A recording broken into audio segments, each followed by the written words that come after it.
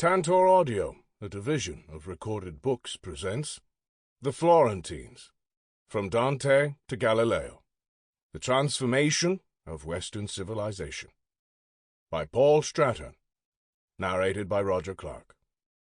Publisher's note: in this audio edition you will hear references to visual materials present in the print and e-book formats of the book. Prologue. Between the birth of Dante in 1265 and the death of Galileo in 1642, something happened which would transform the entire culture of Western civilization. Painting, sculpture, and architecture would all visibly change in such a striking fashion that there could be no going back on what had taken place. Likewise, the thought and self-conception of Western European humanity would take on a completely new aspect. Sciences would be born or emerge in an entirely new guise. Part of this cultural transformation would be influenced by the rediscovery of the pre-Christian literature of ancient Greece and Rome, but much of it would result from how the novelty of this earlier, essentially pagan outlook came into conflict with and was assimilated by the society in which it was rediscovered. The collapse of the Roman Empire just under a millennium previously had left Europe largely in a state of historical and intellectual desolation, often referred to as the Dark Ages, with the few persisting centers of learning mainly confined to isolated monasteries. Gradually, with the encouragement of Christianity, this Dark Age evolved into the medieval world.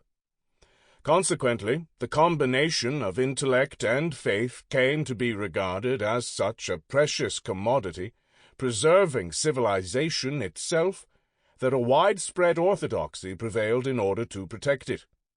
However, over the centuries, this orthodoxy permeated all aspects of life to the point where it dominated intellectual debate, and a state of cultural stasis began to prevail.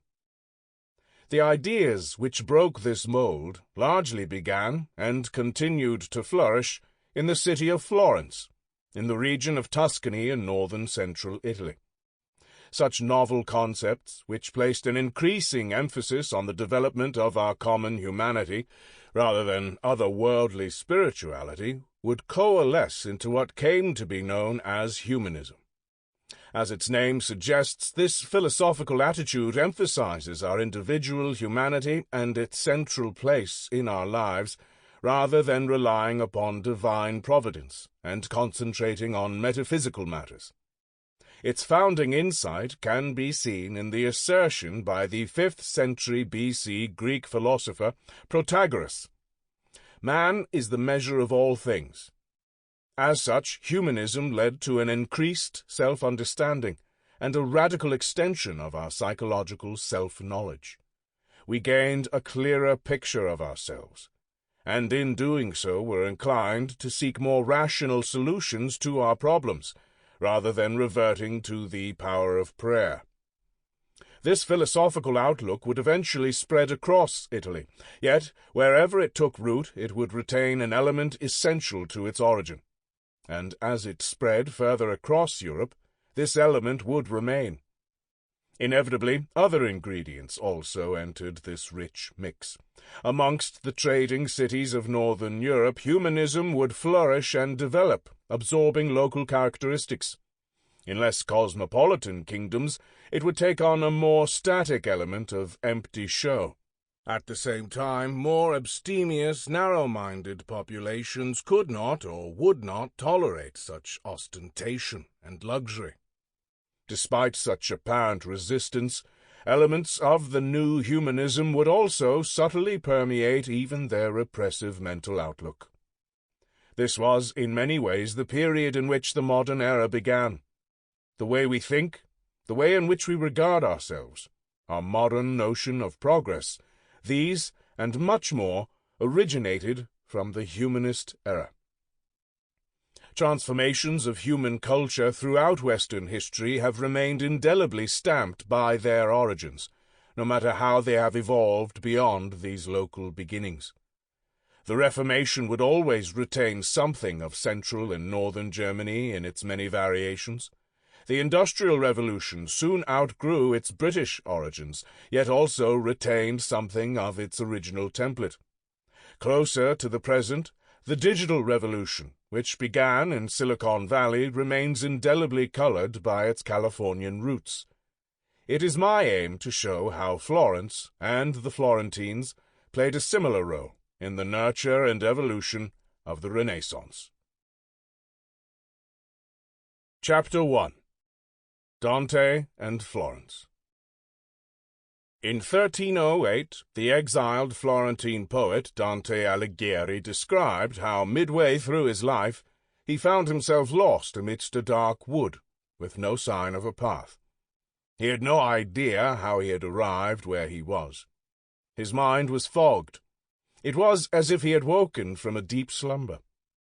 After walking for a while, filled with trepidation, he came to the foot of a hill at the end of a valley. Raising his gaze, he saw the high upland bathed in the rays of the dawning sun. He began to climb the barren slope, finally pausing for a while to rest his weary limbs.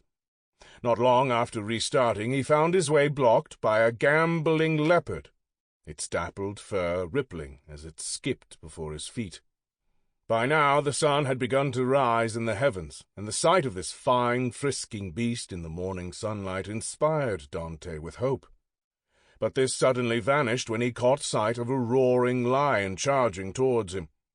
No sooner had he escaped from this fearful beast than he encountered a lean and slavering, hungry she-wolf, which caused him to retreat in terror down the slope, back towards the dark silence of the sunless wood.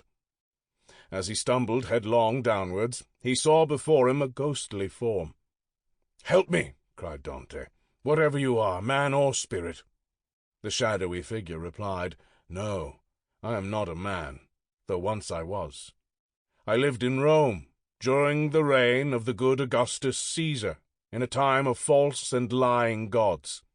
I was a poet, who sang of Troy." "Canst thou be Virgil? The very one who has inspired me throughout my own life as a poet?" "I am he." "Oh, save me from this ferocious wolf." "She lets no one pass, and devours all her prey. She will gorge on all who try to get by her, until one day the greyhound will come. He will hunt her through every city on earth. In the end he will drive her back to hell, whence she escaped after envy set her free." Then Virgil continued, "I think for your own good that you should follow me. Let me be your guide, and pass with me through an eternal place, where you will hear the hideous shrieks of those who cry out to be released, those who beg for a second death, but are damned to torment for evermore. Next you will come to another place, and gaze upon those who are happy amidst the fire, because they know that one day they will be purged, and rise to take their place amongst the blessed. Then, if you wish, you too can see this blessed realm and its emperor, to which I cannot lead you, because I was a rebel against this law. From that point on, only another spirit, far worthier than I, can lead you through paradise." Dante replied, "Poet, I implore you, in the name of that God you never knew, lead me through that place you have described, as far as St. Peter's Gate, which stands at the entrance to paradise." So Virgil moved on, and Dante followed him. Thus opens Dante's La Divina Commedia, the Divine Comedy, now widely regarded as the finest poem in the canon of Western literature. Its full ambition and scope are realized by the imagination which Dante lavishes on his descriptions of the land of the dead and the souls he encounters there. In many ways, his poem is an outline of the past world and many of its leading historical figures. It is imbued with the spirit of the medieval era. Yet Dante's psychological insight into the characters he encounters and the vividness of their described afterlife prefigures the coming age of the Renaissance. Each soul he meets on his journey is rewarded according to the life he or she has lived during their time on earth. In this, Dante's thoughts are thoroughly medieval.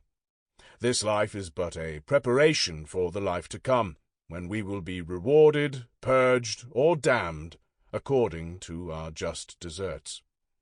Yet although this divine comedy is suffused with the theology of Catholic orthodoxy, as well as the Aristotelian philosophy which underpinned so much of its teaching, the poem is instantly recognizable as being of the modern era. In a drastic break with tradition, the poem is written in the Tuscan dialect of Dante's native Florence. At that time, all serious communication and learning was written in the Latin used by the church, scholars, and the educated classes. By writing in dialect, Dante was making his poem available to all. Even those who could not read were able to understand his words if they were read aloud. Indeed, Dante's poem would play a significant role in establishing Tuscan as the basis of the Italian language, which is written and spoken today, causing him to be seen by many as the father of the Italian language.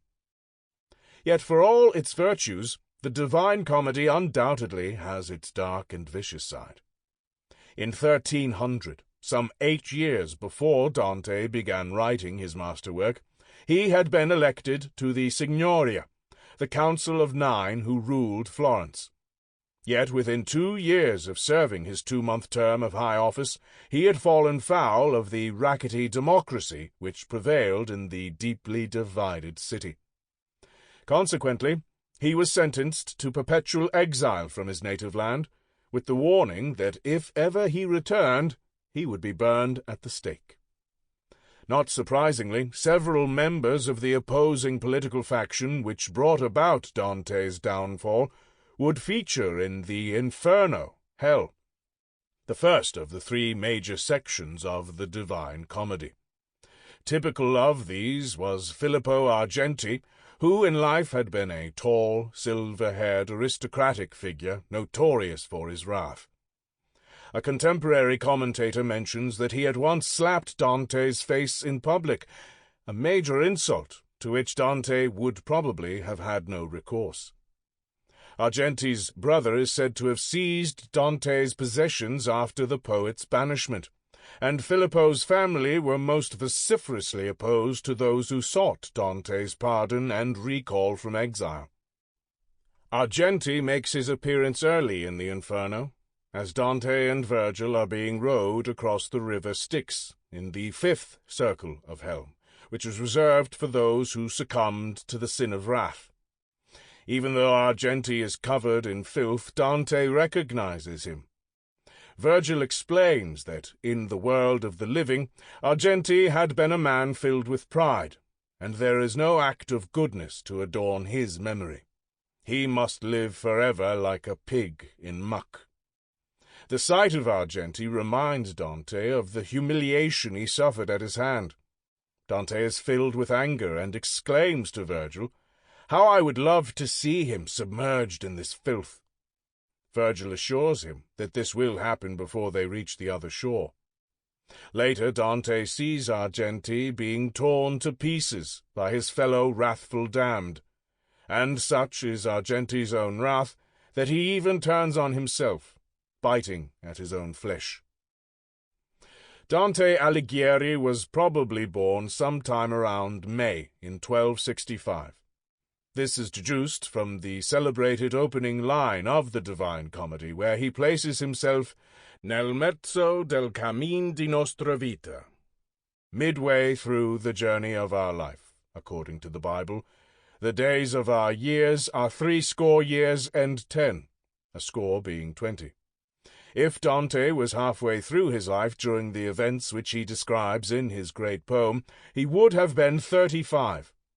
Although, as already noted, he in fact began writing the poem in 1308, he sets it in the year 1300, when, as a serving signore, he had achieved the pinnacle of his political career. This may well have been intended as a constant reminder to himself of how low he had fallen. In a further indication of Dante's birth date, he at one point alludes to the fact that he was born under the astrological sign of Gemini, which was approximately the 11th of May to the 11th of June in the Julian calendar of the day.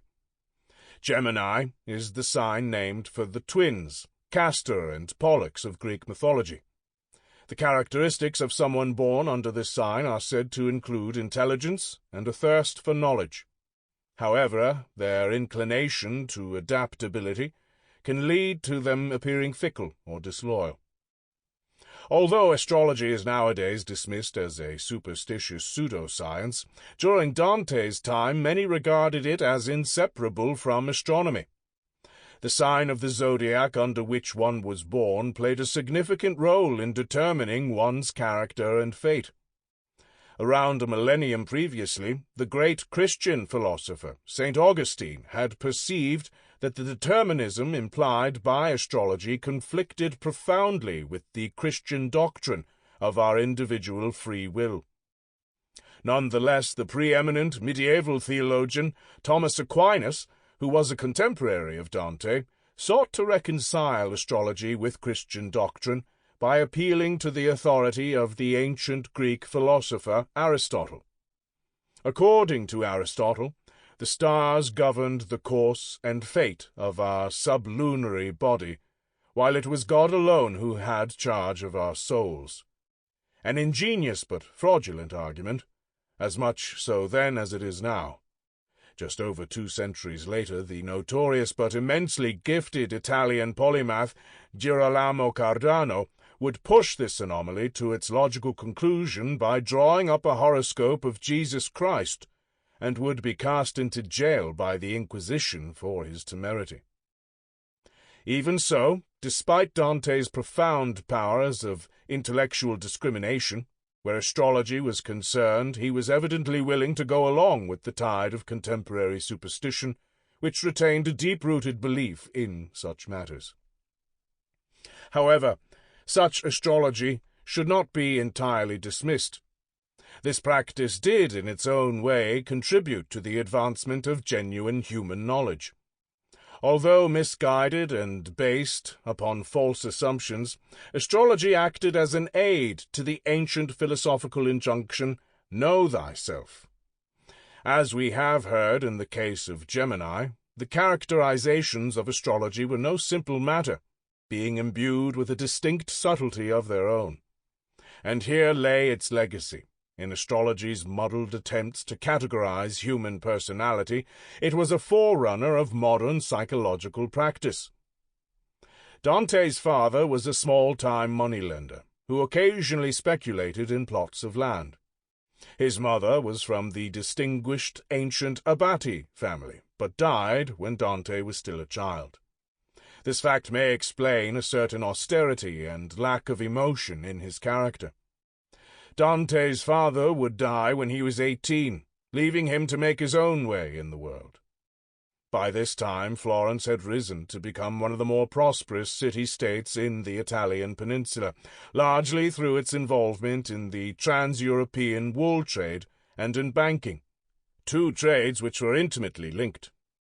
In the days when almost every large European city issued its own currency, there was much confusion and room for chicanery in international trade, with more than a little debasement, forgery, and clipping of coins.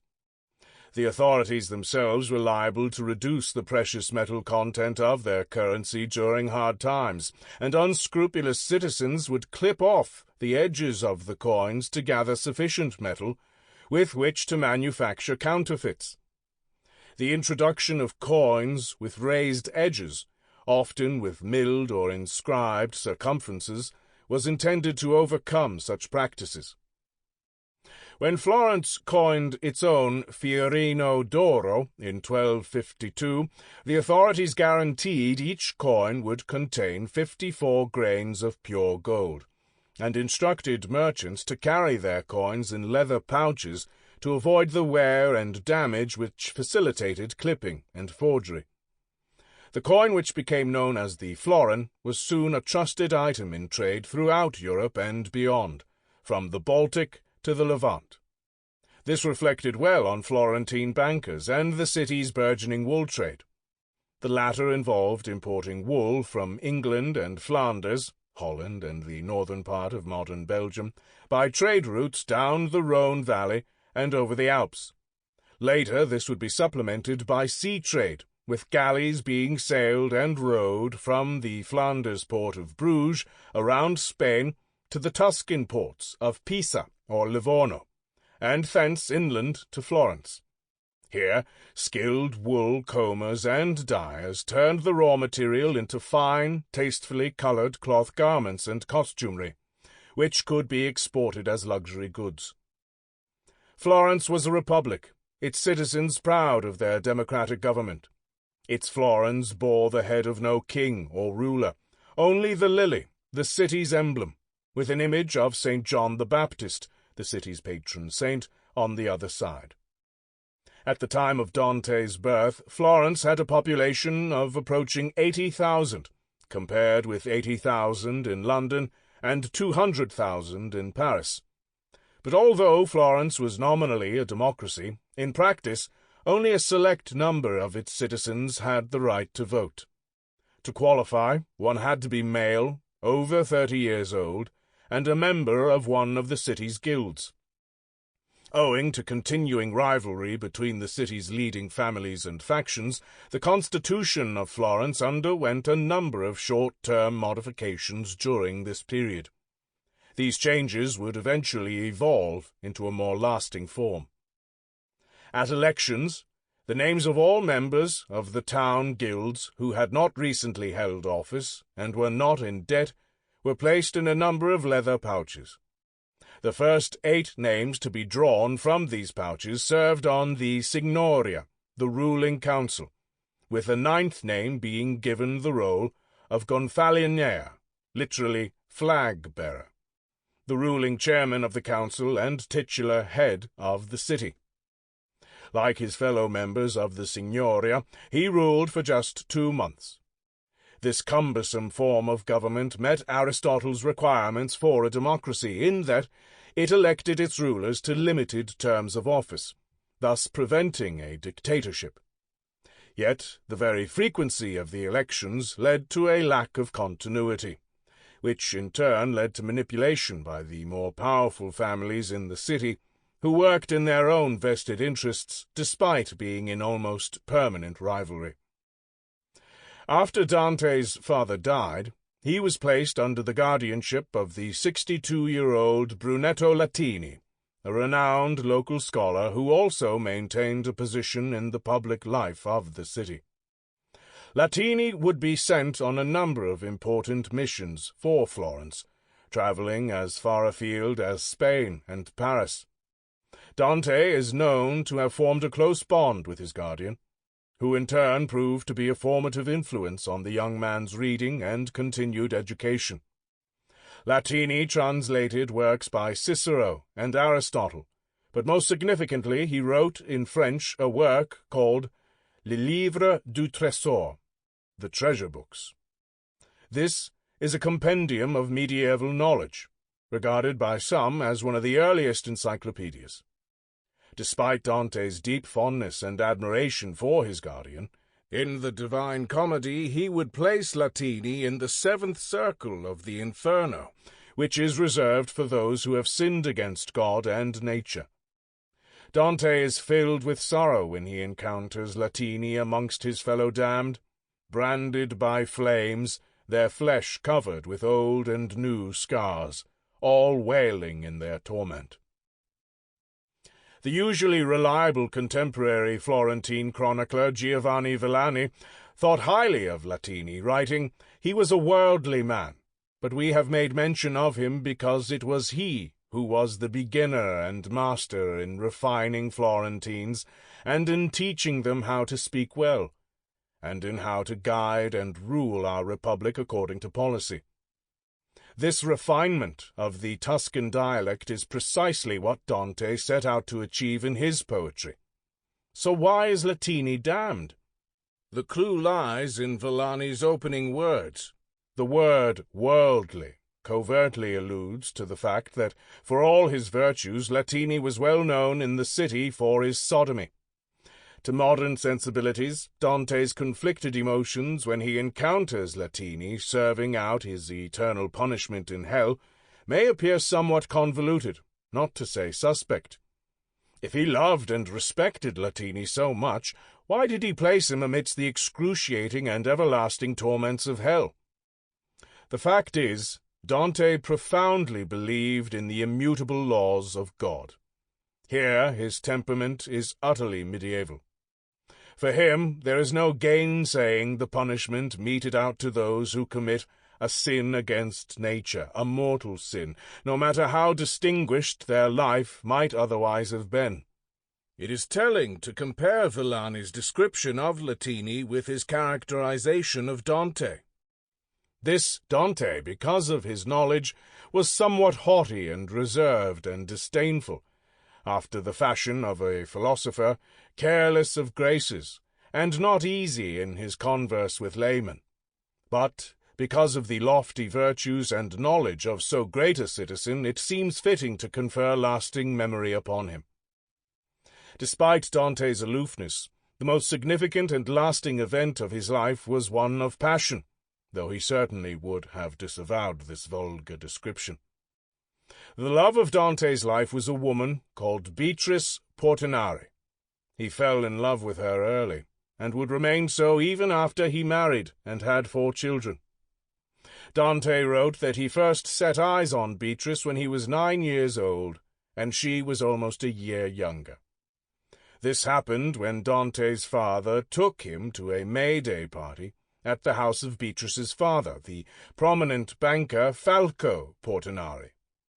According to Dante's own later description of this event, she was dressed in a very noble color, a decorous and delicate crimson, with a girdle and trimmings which suited her youth. She did not seem to be the daughter of a mortal, but of a god. Despite his age, Dante fell in love at first sight, but this was not to be a worldly passion. In fact, Dante's love of Beatrice would develop echoes of the courtly love as practiced in previous centuries by the French troubadours. Characteristically, he would go on to describe his love in terms of Aristotle's theory of the soul. Aristotle saw the soul as the form which gave life to the inanimate matter of the body, but the soul also had a spiritual element, which was capable of a purely spiritual love, such as Dante felt for Beatrice. Dante's second significant meeting with Beatrice would take place 9 years later on the streets of Florence. In his autobiographical work, La Vita Nuova, The New Life, he describes how he encountered Beatrice, dressed in pure white, between 2 noble ladies who were older than she was. As Beatrice passed Dante, she turned and greeted him, familiarly, yet without apparently stopping. This was the first time he had heard her voice, and her salutation confirmed his love. He was filled with such joy that he returned to his room to contemplate what had happened. As he thought of Beatrice, he fell into a shallow sleep where he had a vivid dream of almost hallucinogenic intensity. For Dante, this was a purely symbolic event. Indeed, he describes it as a marvelous vision. To more modern eyes, it might appear inhabited by all manner of Freudian imagery, open to interpretations far removed from those which Dante might have wished. In Dante's vision or dream, he became aware of his room being filled with a cloud of fire. From the midst of this emerged a figure of fearful aspect, who yet seemed filled with joy. This male figure began muttering various words, of which Dante understood only, "Ego dominus tuus," I am your lord. There was a woman asleep in the figure's arms, her naked body lightly wrapped in blood-red cloth. Dante realized that this was Beatrice. The large figure was holding in one of his hands something that was on fire, and said to Dante, "Vide cor tuum," behold your heart. After a while he appeared to awaken the sleeping woman, inducing her to eat the burning object in his hand. According to Dante, she ate it fearfully. At this, Sample complete. Ready to continue?